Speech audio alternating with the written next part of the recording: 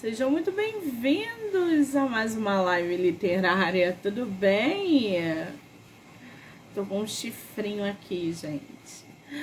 Estamos aí em mais uma live no mês de julho, hoje que já batemos papo com 2 autores.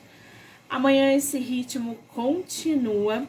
Eu começo aqui às 2h30 da tarde com muitos autores e vou até 11h30 da noite. O ritmo vai continuar durante essa semana até sexta-feira.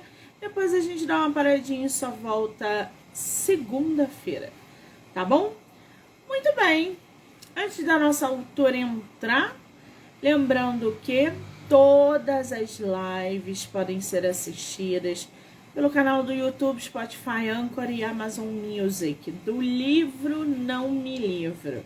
Então já corre lá, já se inscreve para acompanhar não só as entrevistas, mas todo o material que é gerado diariamente, tá bom?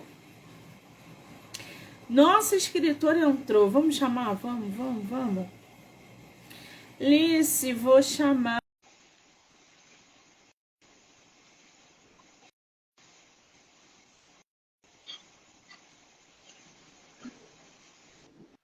Só virar minha câmerazinha aqui.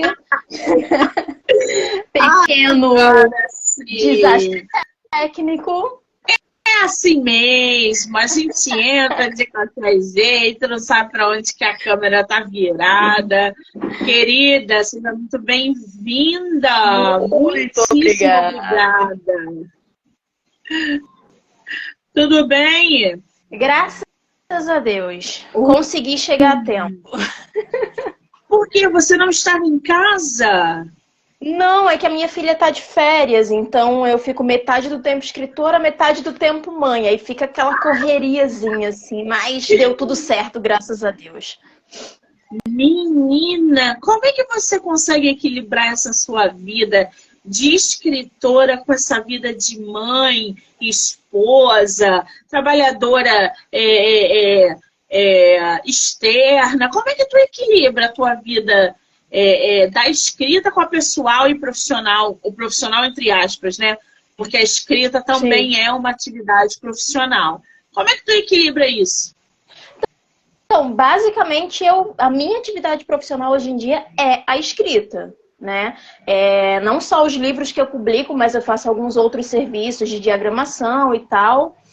E geralmente o tempo que eu tenho para escrever, que é aquele horário mais tranquilinho, que não tem ninguém em casa, é o horário que a minha pequenininha tá na escola.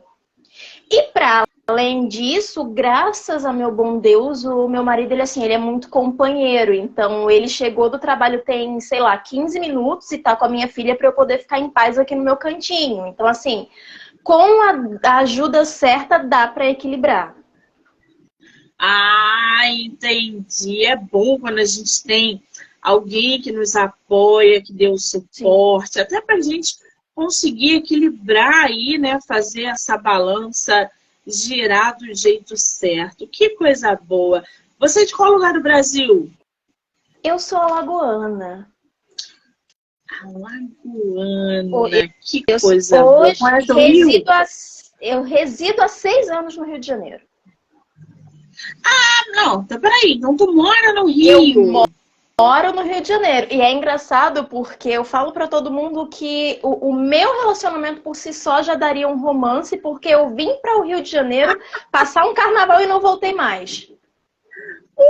Carnaval do Rio de Janeiro tem disso, gente. Não, mas eu vim passar o carnaval pra conhecer o marido, gente. Dá um livro isso, hein? Sim, e não voltei, literalmente não voltei. Tô aqui há 6 anos, sinto falta da minha terra, obviamente, mas eu acho que eu não voltaria. O Rio de Janeiro me conquistou. E você é de qual bairro do Rio? Eu moro em Campo Grande, Zona Oeste. Eu sou da Tijuca.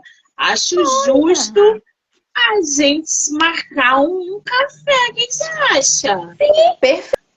Eu vi que você vai estar na Bienal, tô me planejando para ir para a Bienal também. Tô intimando minhas leitoras que são do Rio para irem comigo. É aquele rolezinho literário que todo escritor gosta. Que maravilha! Se você for, me avisa, porque eu estarei na Bienal, quero conhecer os escritores que participaram e participam do podcast. Então, te conhecer vai ser ótimo. Me manda mensagem. Sim, mando sim, com certeza. Maravilha! Agora, Alice, me diz uma coisa.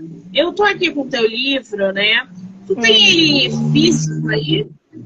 Ainda não, é um projeto ainda futuro, por enquanto ele está em e-book. Eu tô conversando com a editora para a gente tentar trazer ele para o formato físico, porque eu tenho uma dificuldade com os meus livros, porque como eu vim de plataforma, essas plataformas de atualização diária e tal, são livros maiores. Então, assim, a gente sabe que a realidade de produção de livro no nosso país ainda é uma questão um pouco cara para a produção e para quem vai comprar. Então, assim, por conta disso, ele ainda está em e-book, mas eu já estou negociando a versão física dele. Ah, então peraí. Você veio de plataforma digital. Qual a plataforma que você veio?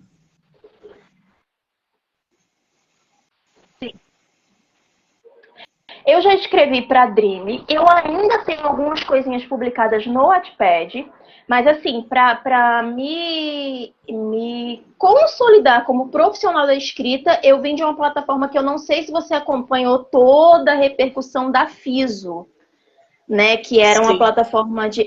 eu vim da Fiso, eu saí da Fiso para a Amazon só quando a Fiso saiu do país. E aí eu parei, respirei e resolvi ir para a Amazon. Mas antes disso eu só publicava para a Fiso. Ah, interessante. A Fiso não tá mais no Brasil? Não. O que aconteceu com a Fiso? A Fiso ela foi assim, a oportunidade, a galinha dos ovos de ouro de muitos escritores nacionais. E aí tava todo mundo feliz da vida na Fiso. A gente tinha contrato de 20 anos nas nossas obras. Inclusive a Fiso, que foi quem me fez escrever o contrato, porque era um livro com esboço pré-definido para concurso. E aí no final do ano passado, tipo, faltando 15 dias para terminar o ano, eles enviaram um e-mail para todos os escritores, avisando que a plataforma iria sair e a gente tinha 10 dias para entregar os projetos, caso contrário a gente não receberia nada. E foi uma confusão, uma correria, todo mundo entregando trabalho, e aí a gente basicamente ficou sem plataforma para trabalhar. E aí eu decidi parar, respirar e ir para a Amazon. Aí hoje em dia, salvo algumas coisinhas que eu publico lá pro Wattpad, eu só publico para a Amazon mesmo. Nossa Senhora! Bom, eu tô aqui com o contrato da minha vida, apenas uma noite capaz de reescrever o meu destino. Gente, não tem como a gente começar essa live sem falar sobre essa capa. Essa capa, que homem, que casal, que sombreamento, que luz. Como é que surgiu essa capa, Alice? Na verdade, essa capa, ela não fui eu quem produziu a capa. Ela é da minha capista, que se tornou amiga com o passar dos tempos e que embarca nas minhas loucuras, né, Ana Júlia. E geralmente, assim, eu penso na escrita. Eu falo que a parte fácil para mim é escrever. Então, assim, eu escrevo as histórias, elas fluem muito bem, mas essa parte de criação eu geralmente passo para ela. Então, eu fui lá e falei, Ana Júlia, eu quero isso, isso e isso. Aí ela foi e me entregou tudo prontinho. Assim, a minha aptidão, ela se restringe ali a escrever e diagramar, mas a parte de visual, assim, eu prefiro deixar com ela mesmo. Você diagrama seus livros para a Amazon? Sim. Nossa. E qual é o maior desafio? E o quê? Eu diagramo para físico também. Para físico também. Qual é o maior desafio de você diagramar o seu próprio livro para publicar? Eu acho que assim, eu costumo falar isso muito com um grupinho de que eu trabalho, que não adianta o livro estar bem escrito se ele não estiver visualmente confortável para o meu leitor. Então, assim, eu já peguei livros maravilhosos que eu não consegui terminar de ler por conta da diagramação. Ou estava muito espaçado, ou não tinha um padrão e tal. Então, assim, tanto os meus livros quanto os que eu faço para amigas, para pessoas que trabalham comigo, enfim, eu prezo pelo conforto de quem vai ler o livro. Porque, assim, quando a gente olha, é muito engraçado que hoje eu estava conversando com uma leitora nova do meu grupo e ela falou justamente isso, do conforto que é. Para além da história que tem que ser bem amarrada, a gente tem que pensar no conforto de quem está lendo. Então, assim, é fonte, é espaçamento, é tudo bonitinho, porque senão a história é maravilhosa, mas ela acaba se perdendo porque o leitor perde a paciência porque não está confortável para ler. Então, assim, o desafio é deixar a leitura visualmente confortável para o leitor. Principalmente digital, gente. Sim. Que é celular, que é tablet, que é computador. Isso é importantíssimo. Eu trabalho com muitos autores e às vezes eu pego os livros deles no site da Amazon e falo: meu Deus do céu, isso aqui não passou por uma diagramação. Sim, porque o autor acha que acabou a revisão, a capa tá bonita, pega o arquivo e joga na Amazon. Não é, gente. Tem que diagramar o livro de vocês. E assim, importantíssimo. Muito, e eu falo muito isso. Eu tenho um grupinho ali seleto de autoras que são minhas amigas de longa data e a gente troca muita experiência. E uma coisa que eu falo muito com elas é que muito dos problemas de obras, da qualidade das obras que vão para a Amazon hoje em dia, é porque, assim, a plataforma digital, você vai escrever lá no Word ou às vezes na própria plataforma e você não precisa diagramar. Você joga na plataforma, a plataforma faz o resto. A Amazon, apesar de ser uma oportunidade muito grande de visibilidade, ela te joga lá e o resto é com você.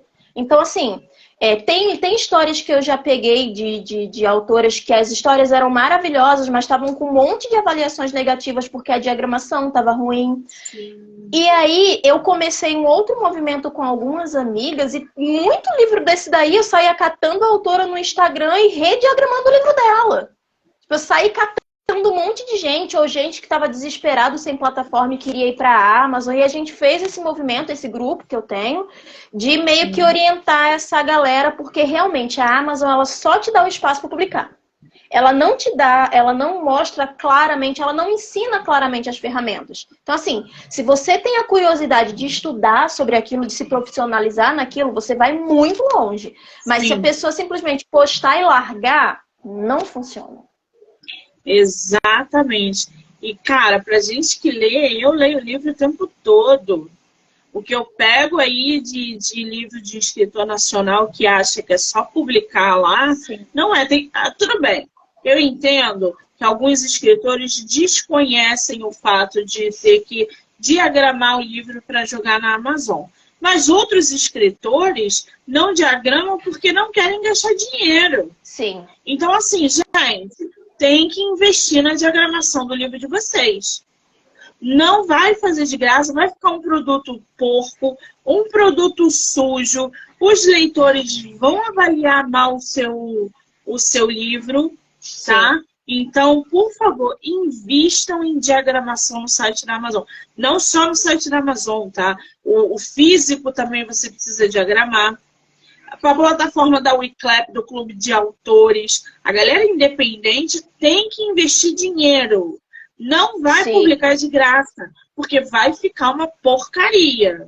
É dinheiro e conhecimento, né? Porque, assim, eu costumo dizer que o meu livro é a minha vitrine. Então, assim, eu escrevo com muito carinho. Eu falo isso para as minhas leitoras. Eu escrevo o que eu gostaria de ler. Então, assim, eu não gosto de ler um trabalho mal feito. Então, eu perco bastante tempo estudando, diagramando, para entregar um trabalho que as pessoas vão gostar de ler. Exatamente. Agora, O Contrato da Minha Vida não é o seu único livro publicado. Não. Você tem quantos livros hoje publicados? Eu tenho 5 livros publicados. 5 livros publicados. Eu sou, assim, eu escrevo propriamente dito desde meus 13 anos, mas eu era originalmente escritora de poemas. Tanto que as minhas leitoras brincam que os meus livros tendem a ser dramáticos, porque eu sou escritora de poemas. E eu comecei a escrever romance, salvo engano, em 2017. 2017 para 2018. O meu primeiro livro também está lá na Amazon, né, que é o Além do Amor, que ele faz parte de uma série que tem 2 livros lá na Amazon. E o Contrato da Minha Vida, ele foi criado... Eu nunca tinha escrito uma história de contrato de casamento, ou de CEO, de nada do tipo na minha vida. Eu sou do romance clichê. Eu sempre fui do romance clichê. E aí, na época da FISO, eles lançaram um concurso onde a gente recebeu um esboço, né? No meu caso, contrato de casamento. Tinha máfia, tinha fantasia, tinha umas outras coisas. E a gente era obrigado a seguir as cenas obrigatórias da plataforma. A ideia inicial do contrato foi essa. Porém, eu não consegui segurar o roteiro deles porque eu achei que era muito arrastado. E aí você tem ali mais ou menos até o capítulo 20. A gente tem o roteiro da plataforma. Depois do 20, eu segui com o meu roteiro. E esse foi o livro de mais visibilidade que eu tive até hoje. Então, peraí. Nós temos aí o Contrato da Minha Vida. Nós temos o Detetive e a Bailarina. Um romance sobre amor e justiça. Sim. A gente tem o Além do Amor é seu? Não. Sim, ele é meu. Ele é seu. Ele é meu. Porque o ele nome é o não meu tá primeiro livro. E aí, eu tô vendo aqui que tem o livro 1, o livro 2 de Além do Amor, não é isso? São esses 2 livros. E, na verdade, o nome da série é Jeong, que é uma palavra coreana. E isso, na tradução livre, ele fala sobre ligações que são indestrutíveis. Sejam ligações românticas, sejam ligações de amizade. Tanto que o primeiro livro, O Além do Amor, não era para ser uma série, era para ser um livro único, né? Contaria a história de 3 amigos. E aí, no decorrer da história, a gente tem uma movimentação que é interessante dos leitores que pedem continuações de livro. Foi isso que aconteceu com esse livro. A gente tinha basicamente 3 protagonistas, que eram Elis, Júlio e Marcos.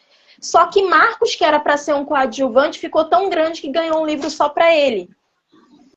E aí a gente ficou nessa série, ela ficou...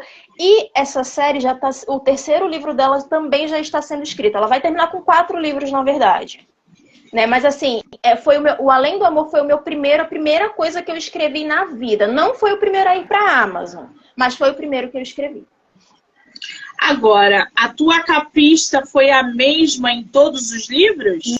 Não. Ana Júlia teve uns probleminhas pessoais e os outros livros eu tive que aprender a fazer a capa na marra. Mas, ó, são todos belíssimos. São obrigada. Todas as... Eu vou pedir para você, Elis, deixar o @ da Ana Júlia Capista aqui, porque muitos autores assistem às lives e às vezes indicação de capista é sempre válido, né? Aí e se ela você puder surreal. botar Ela faz assim, ela faz muita coisa, ela faz. Inclusive o meu Instagram, que eu tô tentando reformar, vai ser todo feito por ela. Ela é surreal, assim, ela é muito boa. Que coisa maravilhosa. Todas as capas do escritor estão muito bem feitas. Agora, você falou aí anteriormente que você escrevia poema e passou a escrever romance depois de um determinado momento. Como é que essa chave girou dentro de você? Como é que você passou do poema para esses romances? Eu sou uma leitora compulsiva. Eu sou uma leitora assídua. Tanto que eu brinco que quando eu saí de Alagoas, eu saí com uma mochila de roupa e 2 malas enormes de livros. Eu falo assim que eu deixei absolutamente tudo para trás, mas na escolha eu não podia deixar meus livros. Eu sou uma leitora compulsiva. Eu sempre li muito. E ali, como aqui no Rio de Janeiro eu basicamente não tenho família próxima, não tinha, agora eu já tenho, já consegui arrastar um pouquinho da família para cá, mas na época eu não tinha. Eu já trabalhava em casa em home office, eu sou contadora por formação, Então eu trabalhava em casa em home office, mas eu sentia falta de alguma coisa para me distrair. E aí eu conheci o Wattpad. E aí eu comecei a estudar como que funcionava a dinâmica de publicação no Wattpad e gostei. E resolvi, falei, tá, não tô com um tempinho livre, ainda não tinha minha filha, não tô fazendo nada, vou tentar. E aí gostei e não parei mais. Tanto que hoje em dia eu não faço mais nada relacionado à contabilidade, só escrevo. Nossa Senhora! Guerreira, lutadora, né, gente? Que coisa maravilhosa. Agora, eu vou ler aqui um pouquinho da sinopse do seu livro, O Contrato da Minha Vida, para o pessoal se inteirar ainda mais na sua história. A gente fez episódio desse livro no podcast? Ou não? Não. Não, né? Leonardo recebe de seu pai, Giovanni, a cadeira de CEO da Moretti, que é o sobrenome, Tecnologia LTDA, tendo como única exigência, e sob pena de ser deposto pelo conselho, a obrigação de apresentar uma noiva com quem deverá se casar em, no máximo, 3 meses, sem ter a intenção de se envolver amorosamente com qualquer mulher.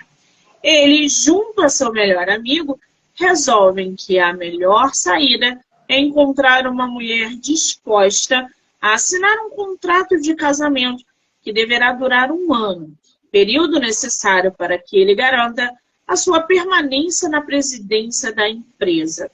Irritado pela pressão dos seus pais e do conselho da empresa, e vendo sua competência ser colocada à prova dia após dia pelo conselho, ele resolve ir até um bar badalado da cidade, afogar as próprias mágoas no álcool, e engata uma conversa animada com Beatriz, que, assim como ele, está afogando suas frustrações na bebida. Peraí, vamos lá.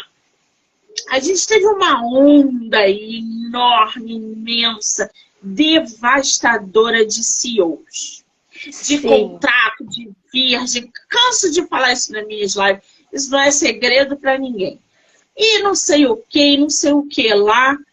Por que você resolveu criar mais um CEO, mais uma história voltada a contrato, a pressão familiar? Por que você resolveu inserir, surfar nessa onda de CEO? Como eu expliquei no início, ele foi dentre as opções que tinham ali no concurso. O livro do CEO, ele ficou mais, por incrível que pareça, mais confortável para mim. E era um desafio novo, uma vez que eu sempre vim dos romances clichês. Porém, para quem já leu o livro, a galera vai entender aí que eu fugi de boa parte do clichê justamente porque eu não gosto do clichê. Então, assim, geralmente quando você vê, é um livro de CEO e de contrato de casamento, é a secretária, é a garçonete, a virgem não. Beatriz, ela tá anos-luz desse clichê aí. Beatriz, ela, depois a gente já começa o livro com Beatriz expulsando o noivo do apartamento e tacando fogo na roupa dele. A gente já começa o livro desse jeito. Isso já está no prólogo. No prólogo, Beatriz já mostra que ela não é uma pessoa muito fácil. E, fugindo desse clichê da secretária, da moça pobre, da protagonista indefesa, depois do envolvimento, do primeiro envolvimento dos dois, descobre-se que Beatriz é engenheira de produção na mesma empresa onde ele será o CEO. Então, assim, eu já fugi da moça pobrezinha indefesa que precisa ser salva desesperadamente porque eu não gosto de ler esse clichê, né? Então, assim, o CEO, ele foi o tema mais confortável para mim porque eu tenho um certo problema com livros de máfia, que a galera chama de romance dark, porque eu não gosto de escrever situações que, para mim, são abusivas. Sim. Então, assim, eu bato muito nessa tecla nas minhas redes, que para além da diversão que a gente proporciona, a gente tem uma responsabilidade social. Então, assim, ninguém vai ver em nenhum dos meus livros eu escrever mulheres que são submissas e são maltratadas, mulheres que são agredidas, espancadas e no final perdoam o cara porque ele mudou e vivem felizes para sempre. Eu fujo muito desse clichê porque eu acho ele injusto e eu acho ele perigoso. Eu não gosto dessa normalização. Então, eu tentei fugir disso no contrato desde o início. Então, Beatriz, ela é uma mulher forte, ela é uma mulher independente, ela é uma mulher que decide a própria vida. Então, assim, o meu clichê, ele acaba no contrato de casamento. Depois ele continuou sendo um CEO, ela continuou sendo a protagonista, mas eu tentei dar novos rumos não tão clichês para o livro e no final funcionou muito bem. Muito bem. Esse livro tem continuação ou ele é volume único? Então, eu estou estudando um possível spin-off para ele de um outro personagem que a galera anda me pedindo muito. Eu já tinha deixado um gancho ali, mas eu não sabia se eu ia querer usar. Mas como tem muita gente me pedindo, eu estou estudando ali se eu faço ou não esse spin-off. Pois é. Aqui na sinopse, né, você deu o personagem, que é o Leonardo, além da Beatriz. Quem é o Leonardo Moretti? Leonardo Moretti, ele é um filho do fundador da empresa. E ele, ao contrário do que geralmente se prega nos livros, ele não é o filho mais velho, ele é o filho do meio. E aí ele sofre a pressão justamente porque antes dele, o irmão dele jogou tudo pro alto e resolveu que não queria fazer parte de nada da família. Leonardo, ele é um engenheiro de software e ele sofre essa pressão do pai dele, apesar de ser reconhecidamente um profissional excelente. Os pais dele, que são mais... esqueci a palavra, são mais tradicionais, eles condicionam o Leonardo, o cargo do Leonardo, à família, a casamento. Porém, o Leonardo é aquele bom e velho desprendido, aquele cara que gosta de pub de rock. Uma coisa interessante nesse livro é que ele sempre tem... A trilha sonora dele é toda de rock, que é o meu estilo favorito. Então, assim, Leonardo, ele é... Apesar de ser um profissional excelente, ele é aquele cara livre, aquele cara que adora pub de rock, que gosta de carros de alta velocidade. E justamente por conta dessa dualidade dele, o pai dele acha uma boa forçá-lo a tentar ser mais responsável usando o casamento. Agora, dentro de todos os livros que você escreveu, os 5, né? Eles estão dentro dessa pegada de CEO, de romance ali um pouco mais hot, ou você mudou o teu gênero um pouquinho? Foi para um romance mais dramático, talvez? Como é que você caminha aí pela tua não é fase, né? Mas como é que você traça o teu caminho literário? Todos os meus livros, eles são... Aliás, todos não, com exceção do último, que é um conto, são romances hot. O último ele não tem, porque ele é um projeto um pouquinho diferente, que ele é um projeto voltado para a violência doméstica e com relatos reais. Então esse não tem hot. Mas todos os meus romances, eles são romances hot. O Detetive e a Bailarina, ele é um romance policial, que fala sobre tráfico humano, tráfico de mulheres especificamente. Além do Amor, eu acho que é de longe o livro mais dramático que eu já escrevi na vida. Mas assim, todos os meus livros, eles têm uma carga dramática muito grande. Porque eu falo que eu gosto de causar os sentimentos que eu escrevo. Então eu brinco muito com as minhas leitoras que se eu escrevo uma cena cômica, eu quero que elas riam. Se eu escrevo uma cena triste, eu quero que elas chorem. Então assim, os meus livros, eles têm essa pegada dramática. Mas o único que foi para essa temática de CEO foi O Contrato da Minha Vida. E o Detetive e a Bailarina, eu diria que é o mais diferente de absolutamente tudo que eu já escrevi. Os outros, eles seguem a linha mais clichêzinha mesmo. Eu tô aqui com o Detetive e a Bailarina, um romance sobre amor e justiça. Quando o policial federal Ricardo Azevedo começou sua caçada pelo seu pai biológico, que é o chefe de uma rede internacional de tráfico de mulheres, ele não esperava se encontrar com a bailarina Alana, que teve sua vida diretamente ligada à quadrilha. Cara, que loucura, né? É uma forma muito interessante de você abordar um tema que precisa ser explorado, que é o tráfico de mulheres, que a gente sabe que é algo que acontece, como tráfico infantil, como exploração sexual. Isso acontece de fato. Para você produzir o Detetive e a Bailarina, você precisou fazer alguma pesquisa? Se sim, como foi esse processo de pesquisa para você abordar e trazer realismo na tua história? Eu costumo dizer que eu sou uma pessoa muito metódica em tudo que eu escrevo. Então, qualquer coisa que eu vá escrever, eu tenho estudo prévio. Porque eu acho que mesmo a gente tendo uma licença poética para criar certas coisas, eu não acho legal fugir tanto da realidade. Então, assim, antes de escrever o Detetive e a Bailarina, eu passei meses lendo relatos de mulheres traficadas, lendo relatórios que são públicos e que a gente pode ver lá no site do Senado Federal sobre operações. Eu pesquisei as rotas mais usadas para tirar essas mulheres do país. Os lugares, o livro ele ocorre basicamente, ele tem um triângulo ali, Brasil, Itália e Espanha. Itália e Espanha foram escolhidos porque nas minhas pesquisas eram os lugares que eram mais falados em relação a tráfico de mulheres. Então, assim, eu pesquisei absolutamente tudo por dois motivos. Eu não queria que ficasse muito fora da realidade. 2, por ser um tema muito delicado, eu também não queria fazer uma coisa caricata, porque seria falta de respeito com possíveis vítimas. Então, assim, eu acho que foi o livro que mais exigiu estudo da minha parte. Justamente porque eu não queria parecer ofensiva para quem já passou pela situação. Eu precisava passar o drama de uma forma leve, mas de uma forma que impactasse. Então, eu passei bastante tempo estudando antes de começar a escrever o livro.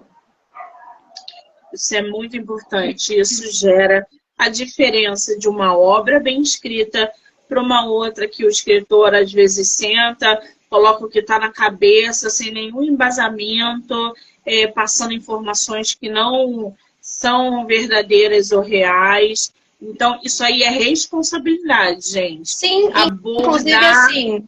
Inclusive, assim, tem uma das cenas que é o protagonista que ele fala na cena, que ele tá ali comandando a força-tarefa, todos os dados que estavam nesse capítulo em específico que eu trouxe ali na fala dele eram dados reais, extraídos do portal da transparência do governo federal. Então, assim, eu me preocupo muito com o tipo de informação que eu vou passar nos meus livros. Sim, isso é muito importante. Agora, a autora também tem o Jeong, né, que ela explicou anteriormente, que é o Além do Amor, o livro 1 e o livro 2, e diz o seguinte: Elis sofre desde o nascimento pelo estigma de ser rejeitada pelos pais, mas encontra amor e aceitação no avô e em seus dois melhores amigos, Marcos e Júlio. Contudo, a descoberta do amor entre ela e Júlio, ao mesmo tempo que uma avalanche de problemas que cai sobre ela, culmina com a morte de seu avô. Acaba em uma briga que a separa dele por 10 anos. Será que o tempo e a maturidade serão suficientes para que eles se reencontrem e reacendam a chama do amor?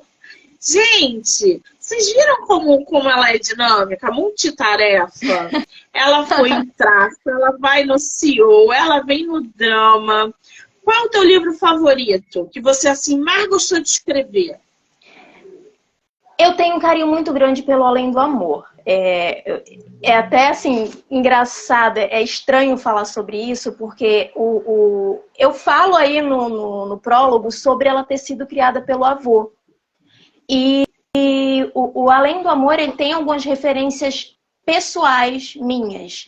A maior referência pessoal do livro é que o avô que ela cita no livro como sendo assim o grande herói da vida dela, ele tem o mesmo nome dos meus avós. Tanto meu avô paterno quanto meu avô materno, eles foram dois Josés extremamente importantes na minha vida. E uma coisa muito engraçada desse livro, muito engraçada não, assim, muito especial desse livro para mim, é que na cena do falecimento do avô da Elis, que ela faz um discurso, assim, é um capítulo muito bonito. A data que é mostrada nesse capítulo é a data real da passagem do meu avô paterno. Então, assim, esse livro ele tem um impacto pessoal muito grande para mim. Muito, não só nessa cena, mas em algumas outras cenas ele tem um impacto muito grande para mim, porque eu coloquei ali de uma forma mais leve muita coisa minha, muito sentimento meu. Eu costumo dizer que a gente, escritor, com muito do que a gente escreve, a gente de alguma forma coloca coisas para fora. Então, assim, de livro que foi difícil, que foi muito especial de escrever, com certeza, sem sombra de dúvida, é O Além do Amor. E aí, o Além do Amor eu ainda era, tipo, mais amadora, eu não estudava tanto que, assim, se você pegar o Além do Amor e os livros que eu escrevo hoje, a dinâmica é totalmente diferente. Justamente porque o Além do Amor, ele tinha estudo, mas ele não tinha um estudo tão profissional quanto eu faço hoje. Então, assim, o mais especial é o Além do Amor. Mas o mais dinâmico, o mais gostoso de escrever, sem dúvida, é O Detetive e a Bailarina. Muito bem, até porque ao longo dos anos a escrita amadurece, porque a gente lê outros livros, a gente conhece outros escritores, a gente Sim. vai testando a técnica que a gente vai aprendendo. Isso é de fato. Se você escrevesse hoje do mesmo jeito que você começou na sua carreira, eu ia desligar a live e falar, não, querida, não, eu acho que tem alguma coisa errada. A gente volta a se falar depois. A gente Mas não é comum. tempo. A gente evolui, exatamente. A nossa escrita evolui. Isso é fato. Por isso, gente, por mais que vocês não tenham cabeça para escrever diariamente, exercitem a escrita. Sim. Pode ser uma frase, pode ser um parágrafo. Não quero escrever hoje. Dane-se, sente, escreva ao menos 2 linhas, que seja. Mas pratique a escrita. E leia. Leia muito, porque Sim. você vai modificar a sua escrita. Agora, isso me diz uma... Fala, desculpa. É só um adendo que eu ia fazer. Eu acho muito importante, realmente, eu falo muito isso para o pessoal que eu convivo, que um escritor, ele não é um bom escritor se ele não for um bom leitor. Era só esse adendozinho aí que eu queria fazer. É verdade. Agora, você como escritora independente, mesmo tendo vindo de plataforma, que agora a plataforma não está mais disponível, mas você está aí na Amazon, é uma escritora independente, faz a sua diagramação, tem parceiras literárias que te ajudam a fazer a capa, você escreve, vive disso. Qual é a tua opinião a respeito da da publicação independente? Eu acho que ela é ingrata em alguns aspectos, tá? Porque, assim, o escritor brasileiro, ele já é muito... ele já é pouco valorizado, na verdade. Sim. Obrigada. Ele já é pouco valorizado. E, falando especificamente da publicação independente da Amazon, que é o meu nicho mais atual, a gente não tem a visibilidade necessária. Então, assim, é bom porque te dá uma liberdade, por exemplo, com a editora a gente tem uma questão aí de aprovação de capa, muitas vezes o nosso roteiro ele precisa ser mexido para se adequar, e no independente a gente não tem isso. E por um outro lado, ser um escritor independente te obriga a estudar absurdamente, porque senão você não se consolida como escritor independente. Te obriga a entender não só da escrita, mas te obriga a entender de marketing, enfim, de uma série de coisas. E eu costumo dizer que escritor independente, ele não sobrevive sozinho. Se você não tiver uma boa rede de profissionais ali com você, seja a galera que faz as capas, que faz as divulgações, tem uma galera que faz muita leitura coletiva que também ajuda. Então, assim, se o escritor independente ele não tiver uma boa rede de apoio, uma boa rede de parcerias, infelizmente, no mercado que a gente tem hoje, ele não se consolida. Porque todos os dias, centenas de escritores independentes novos publicam alguma coisa na Amazon. Então, assim, É um mar de escritores, todo mundo ali meio perdido, tentando segurar num bote salva-vidas, mas se você não estudar muito, você desanima e acaba desistindo. É verdade. É muito árdua essa caminhada do escritor independente, principalmente se ele não conhece o mercado. Trabalho com centenas de autores todos os meses, gente. Conheço todos os perfis. Conheço aquele escritor que está chegando no mercado. Aquele que já está no mercado e não conhece nada do mercado. Aquele que tem 20 livros publicados e não sabe o que fazer, porque ele só acumula livro publicado, não vende nada. Gente, eu conheço todos os perfis. E digo para vocês, se vocês optarem pelo caminho independente, divulguem e estudem. Porque vocês só vão conseguir alguma coisa se vocês fecharem parceria, se vocês estudarem, se vocês divulgarem. Se vocês publicarem livro e achar que os leitores vão chegar até vocês, isso não vai acontecer. Não, bom. Além do que, e uma outra coisa que eu sempre falo, que isso é uma experiência própria com algumas pessoas que passaram aí pela minha trajetória. O escritor independente também, para sobreviver, ele precisa estar aberto a ouvir outros escritores, a ouvir outros parceiros. Porque se você chega com a cabeça de que eu escrevo dessa forma, eu não vou mudar e está bom assim, dificilmente você vai longe. Então, assim, a gente precisa entender que a gente é escritor, mas que a gente é humano, que a gente erra, e a gente precisa tratar como uma coisa positiva as críticas, os toques que outras pessoas dão pra gente. Exatamente. O maior problema que a gente tem, que eu vejo, que a gente como um todo, né, são as críticas. As pessoas não gostam de serem criticadas. Não importa se você levou 10 anos para escrever o seu livro e se você acha que o seu livro é sensacional. A outra pessoa que lê, o profissional que lê e você pedir a opinião, esteja aberto à crítica. Porque se você não estiver aberto à crítica, é isso que a Alice falou. Não caminha, não vai, não adianta. Por isso a importância de leitores profissionais, betas, revisores, analistas. A gente tem hoje dentro do mercado editorial N funções para estudar o teu texto, para avaliar o teu texto. Então invistam no livro de vocês, por favor. Exatamente. Agora, Alice, me diz uma coisa. Você com 5 livros publicados, bombando aí na Amazon, teu livro tem mais de 100 avaliações.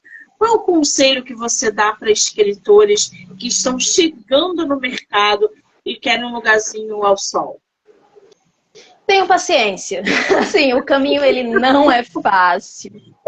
Não é fácil. Assim, tem dias que você, mesmo já estando há bastante tempo, tem dias que eu olho e falo, cara, eu não quero mais. Aí 5 minutos depois eu lembro que eu não sei mais fazer outra coisa da vida, que eu não vivo sem escrever e aí eu sigo. Mas assim, estudem exaustivamente, estudem as ferramentas da plataforma, estudem sobre marketing, sejam receptivos com novos, porque assim, todo best-seller ele já foi um escritor iniciante. Então, assim, a gente precisa ser receptivo.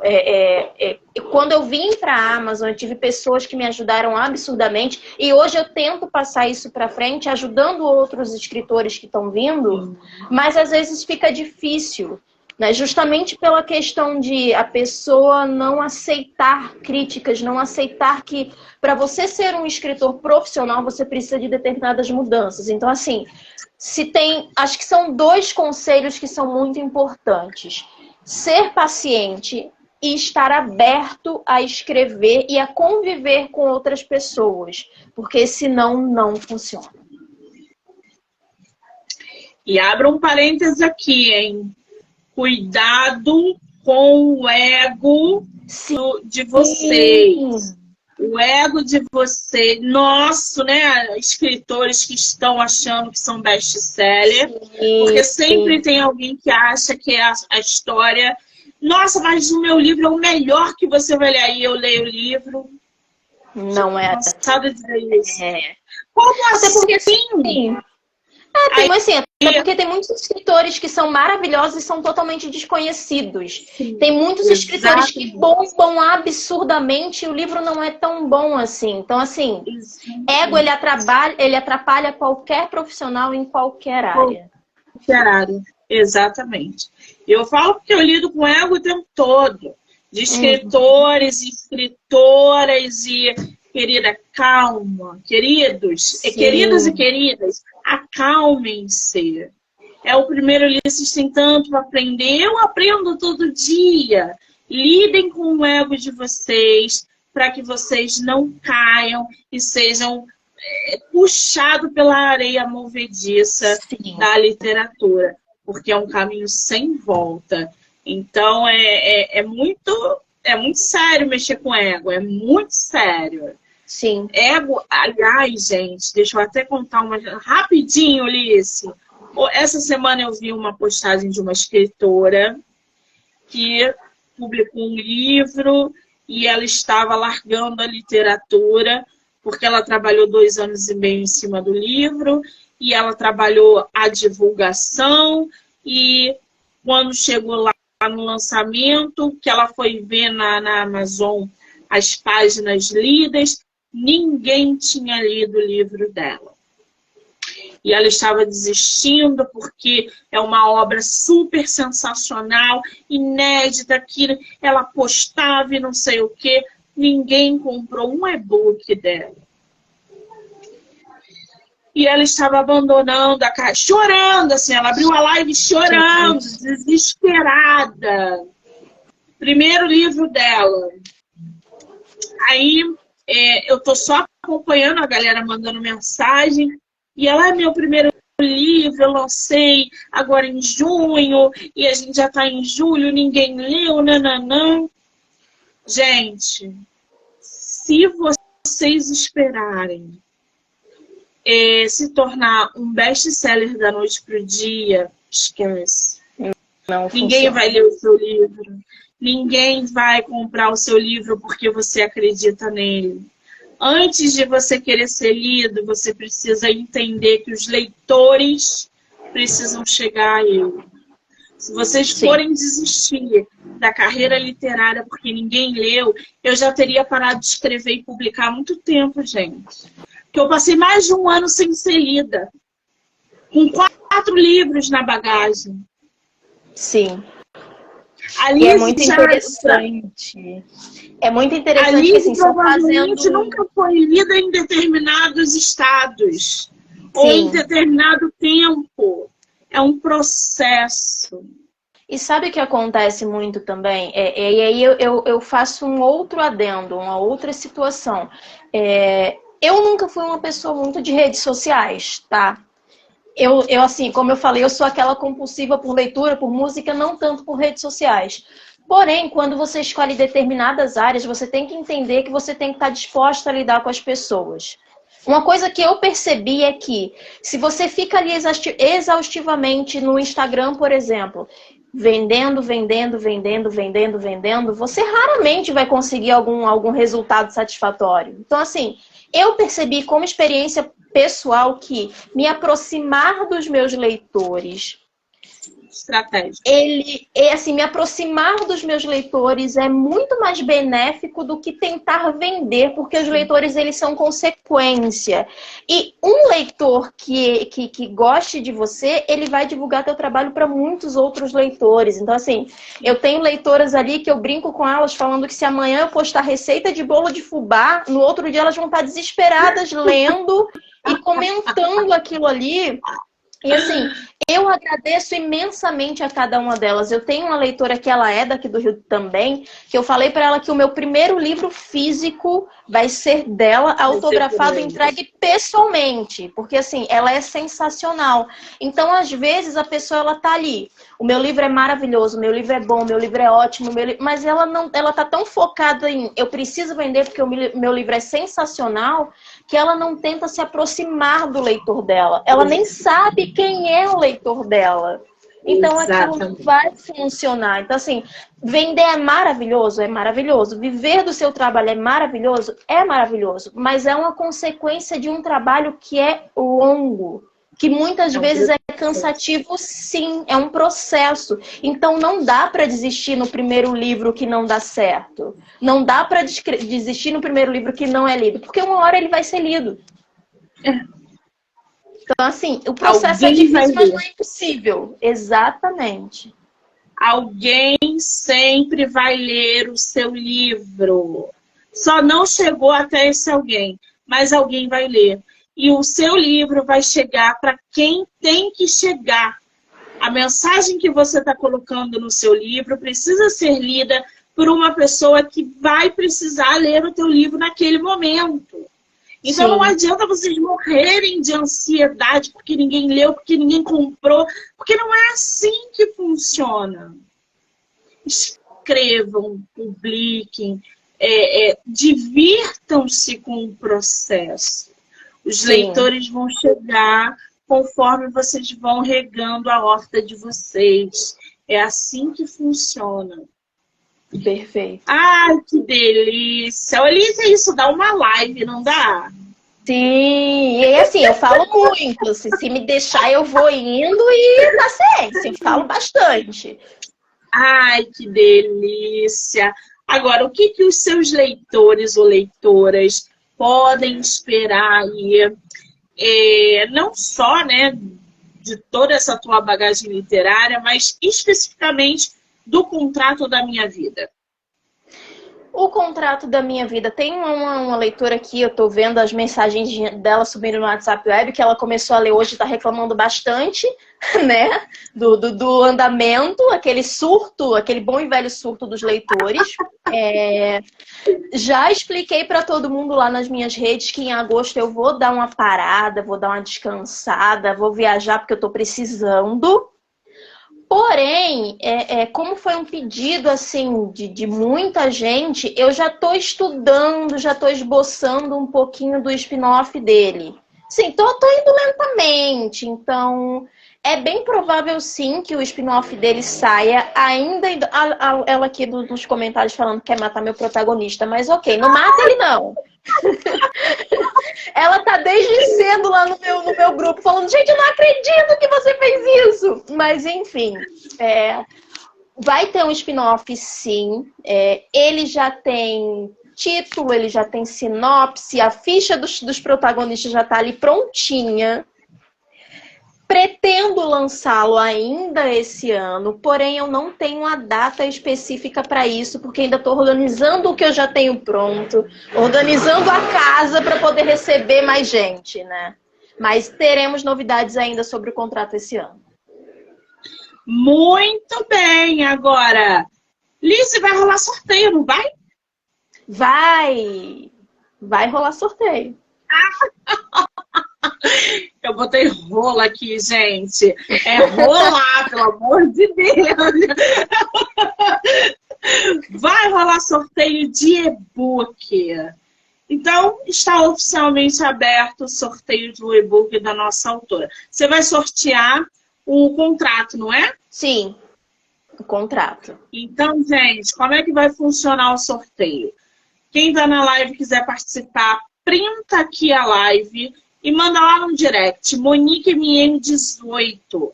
A primeira pessoa que fizer isso vai ganhar o e-book da nossa autora, O Contrato da Minha Vida.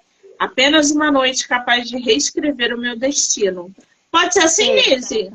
Pode, perfeito.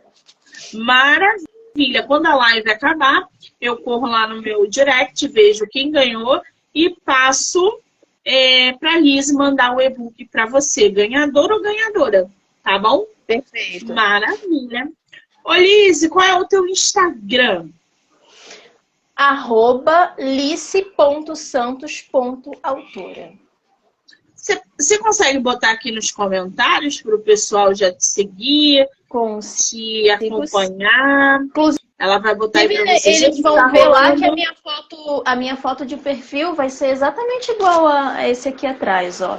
Então já fica fácil de identificar. Pessoal que está entrando aí, tá rolando o sorteio do e-book da nossa autora.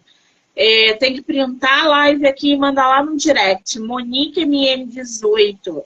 Primeira pessoa que fizer isso vai ganhar o e-book. O Contrato da Minha Vida. Sim. Ela tá botando o Instagram dela aí para vocês, tá? Pronto. Alice com y.santos.autora. Que coisa maravilhosa, Alice. Olha, eu vou te falar que quando o papo é bom, o tempo passa muito rápido, né?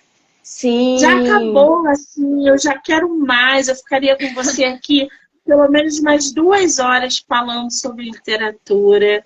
Sim, é muito gostoso. Um privilégio.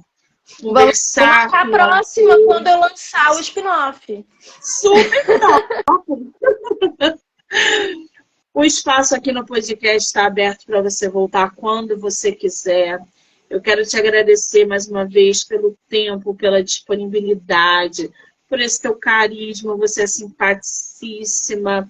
E eu sou muito privilegiada de ter autores como você no meu projeto. Então, muitíssimo obrigada, tá, querida?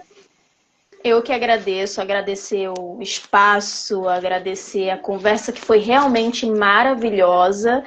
E não tem muito o que falar, é só gratidão mesmo, a live foi incrível. Eu quero lembrar aqui que essa live pode ser assistida no canal do YouTube, Spotify, Anchor e Amazon Music, do livro Não Me Livro.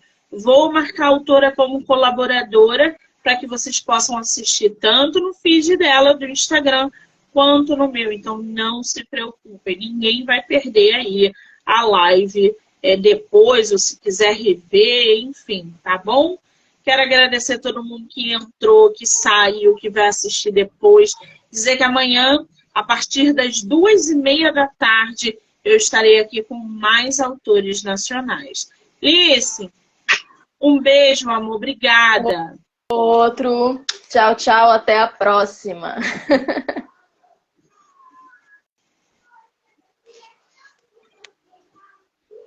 Ih, gente, deu ruim aqui. Gente, deu ruim aqui.